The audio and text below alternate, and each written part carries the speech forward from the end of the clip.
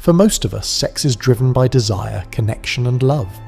For the Spartans, it was none of those things. It was a command, a biological duty enforced by the state for one single mission: to forge the deadliest human weapons the ancient world would ever face. Spartans weren't raised as people, they were built as soldiers. And their creation didn't start on the battlefield. It began in the bedroom. Forget the myth of the red cloaks and noble speeches. Behind the legend of the 300 lies a disturbing truth. A cold system of human engineering so severe it makes the darkest dystopias seem almost merciful.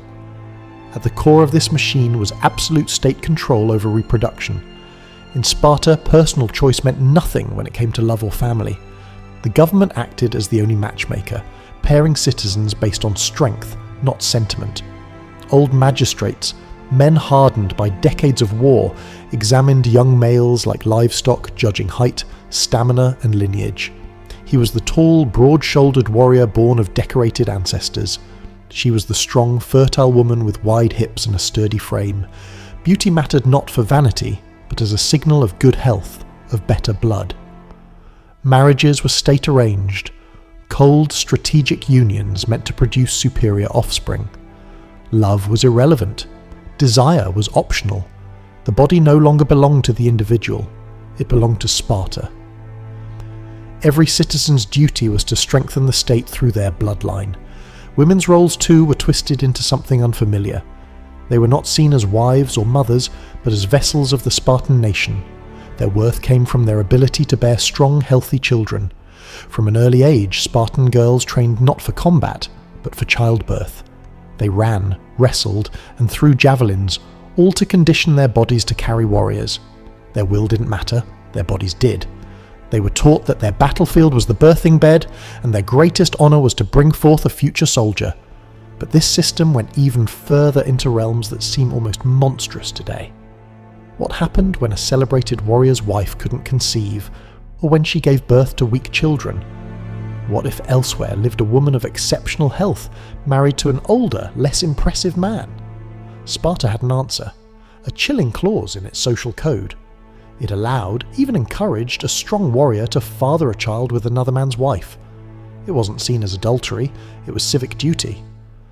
A woman's womb could be loaned in service of the state, and often her husband agreed. Producing a strong child, even by another man, was considered an honour to the household and to Sparta itself. Concepts like love or fidelity were crushed beneath the boots of state eugenics. The goal wasn't happiness, it was perfection of the bloodline. And so, when a Spartan child was finally born, it wasn't a time of celebration, it was a test.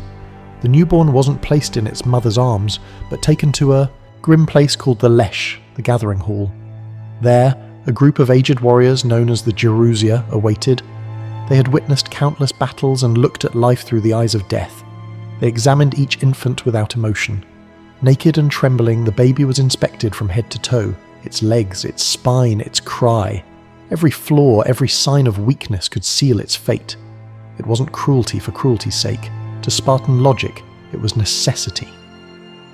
They were a small warrior caste surrounded by enemies and enslaved helots, who outnumbered them 10 to 1. In such a world, weakness meant danger, not just for one child, but for the entire state. A frail infant wasn't just a burden, it was a threat. Mercy today could mean destruction tomorrow. Sparta's creed was survival through strength. No exceptions. The council's decision was final. There was no appeal. If the baby passed the test, it was returned to its family, not as a son, but as a future soldier already belonging to the state.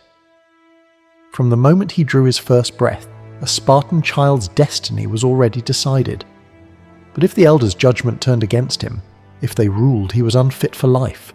He wasn't slain by sword or drowned in a river. His end came in a way far colder.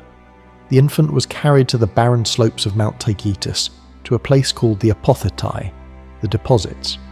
There, in a dark cliff of stone, the newborn was left to the wind, the night frost, and the beasts. A quiet death, unseen and unspoken of. To Spartan logic, this was not murder. They believed they were merely returning to nature what nature had produced imperfectly, a grim offering to collective strength. Passing the elders' inspection was only the beginning. From that moment, the child's life became a slow march toward war.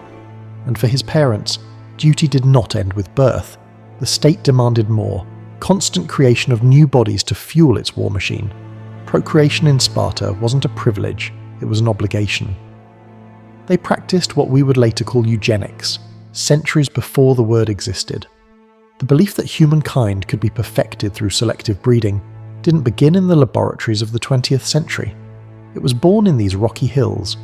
For the Spartans, it wasn't hatred that drove it, but ruthless practicality. Weakness had no place in their bloodline. To achieve this, the most private human act became a public duty. Love, as we understand it, had no place in the formula. Men lived from age 7 to 30 in communal barracks among their comrades. Husbands would sneak from camp under darkness to lie briefly with their wives, quietly, hurriedly, and vanish before sunrise to avoid punishment. There was no household life, no time to nurture affection. The wife was a stranger chosen for her body, not her heart. Their union had one goal: conception.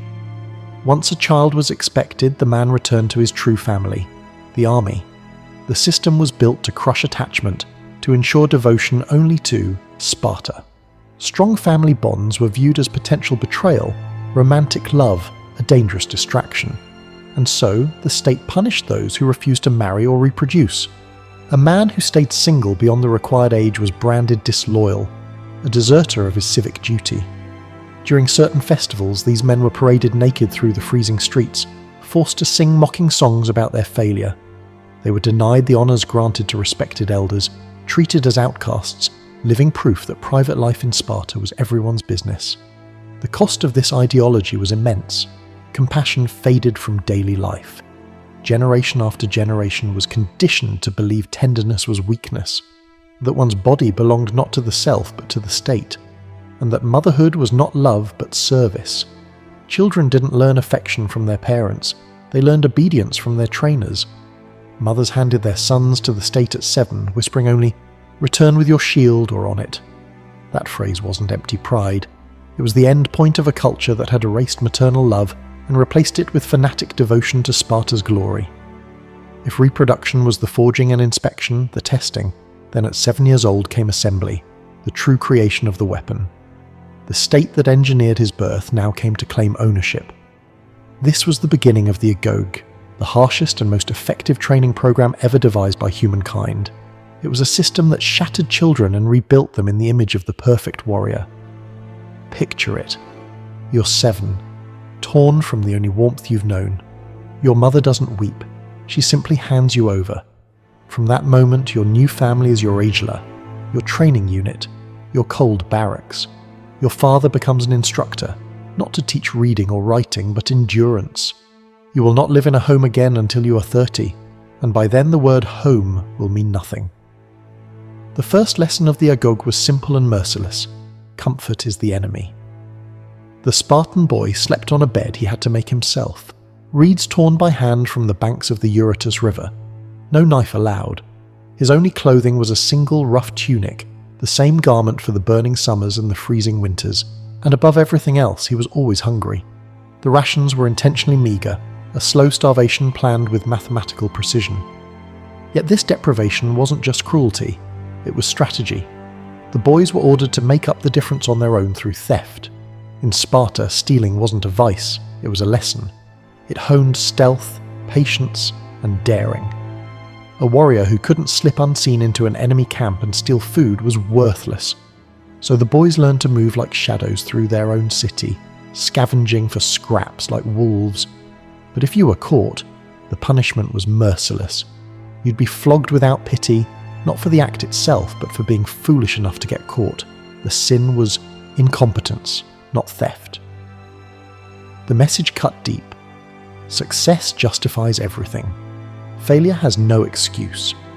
On the battlefield, being caught meant death, not just for you, but for everyone beside you.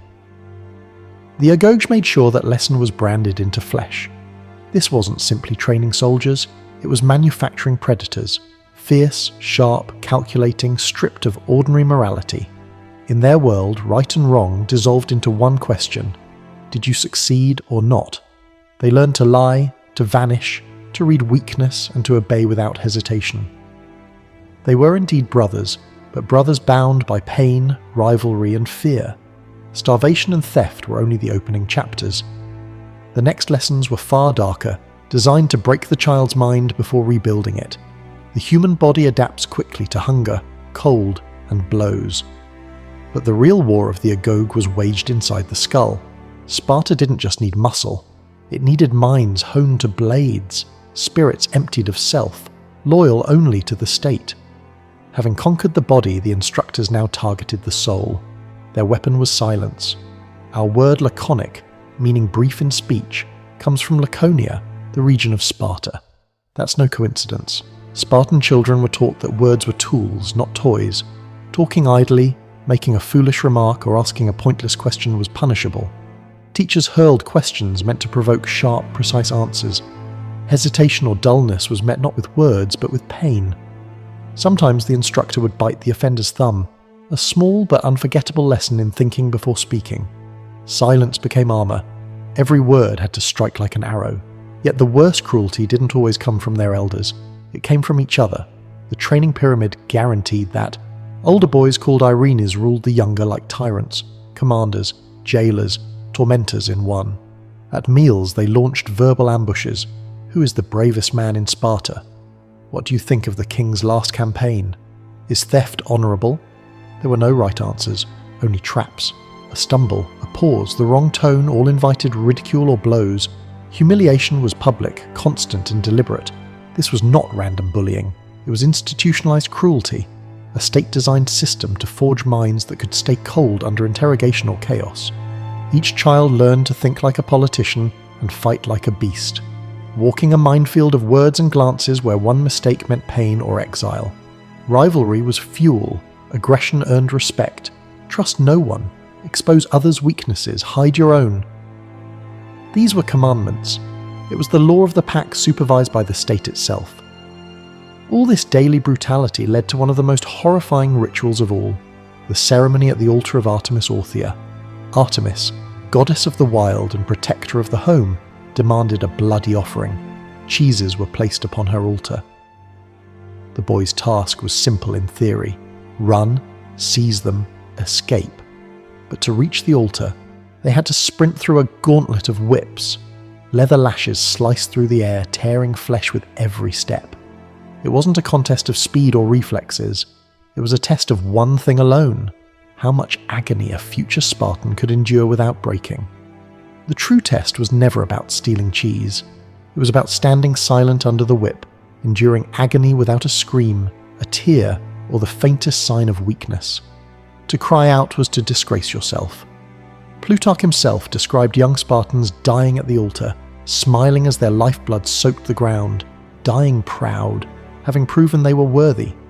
This was their graduation, the agoge's final ceremony, a baptism by blood meant to purge every trace of fear and softness, forging men into living steel.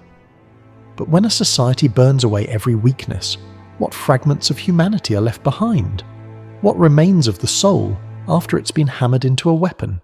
What Sparta created was a paradox. Men of unmatched strength yet emotionally hollow, warriors of flawless discipline yet warped